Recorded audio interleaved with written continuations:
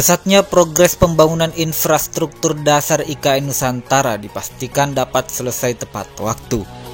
Hal ini sejalan dengan target Presiden Joko Widodo untuk melangsungkan upacara kemerdekaan pada 17 Agustus 2024 di IKN Nusantara, Kalimantan Timur. Deputi Bidang Sarana dan Prasarana OIKN, Sylvia Halim menyebutkan bahwa progres pembangunan Bendungan Sepaku misalnya sudah mencapai 84%. Menurutnya, dalam beberapa minggu terakhir, Bendungan Sepaku juga terlihat sudah mencapai tahap akhir dan direncanakan akan selesai pada April 2023 ini. Setelah itu, persiapan infrastruktur air bersih selanjutnya akan dilakukan. Begitu juga dengan hunian bagi 16.990 ASN dan personel pertahanan dan keamanan. Saat ini sudah ada 47 tower yang sedang disiapkan bagi mereka yang masuk dalam prioritas 1 untuk dipindahkan. Sebagai representasi dari identitas, sejarah, dan budaya Indonesia di masa yang akan datang, pembangunan IKN Nusantara harus mempertimbangkan aspek keamanan termasuk dari ancaman bencana yang melanda. Sylvia pun menekankan bahwa pemerintah telah mengembangkan strategi mitigasi bencana yang berfokus pada pengurangan resiko bencana dan peningkatan kesiagapan dalam menghadapi bencana alam, termasuk untuk menghadapi isu perubahan iklim yang saat ini tengah menjadi perhatian dunia. Ia pun memastikan bahwa sebelum melakukan pembangunan, pemerintah sudah melakukan identifikasi terhadap resiko-resiko yang mungkin muncul lainnya, seperti bencana alam, longsor, hingga banjir. Maka dari itu, infrastruktur yang digunakan untuk membangun IKN telah dipastikan tangguh untuk menghadapi ancaman tersebut. Berbagai kegiatan pembangunan di kawasan Ibu Kota Nusantara terus berlangsung, di mana fokus pembangunan saat ini adalah di kawasan inti. Hingga sekarang, kegiatan pembangunan di IKN Nusantara capaiannya sudah mencapai 23%. Sekitar 324.000 hektar di mana daratan 256.000 hektar.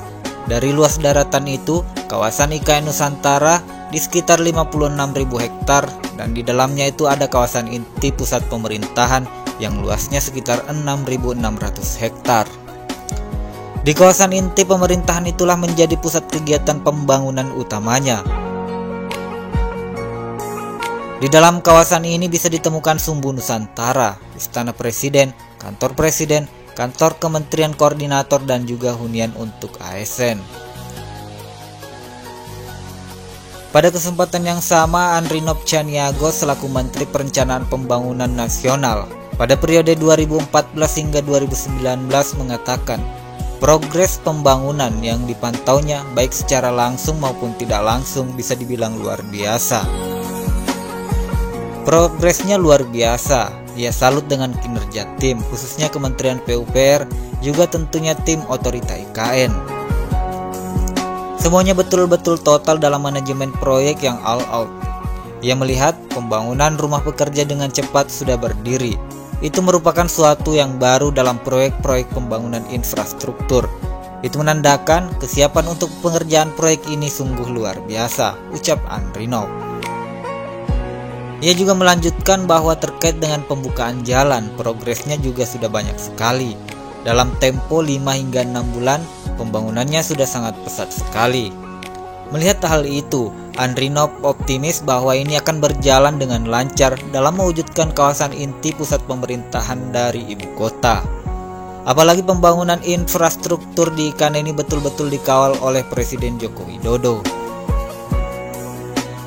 Pembangunan IKN tentunya menjadi pembelajaran bahwa ini adalah pembangunan sebuah kota, khususnya bagi kota-kota baru sebagai tempat berpindahnya ibu kota. Jika pembangunan kawasan inti pemerintahan ini berjalan dengan lancar, maka kawasan-kawasan lainnya akan segera mengikuti.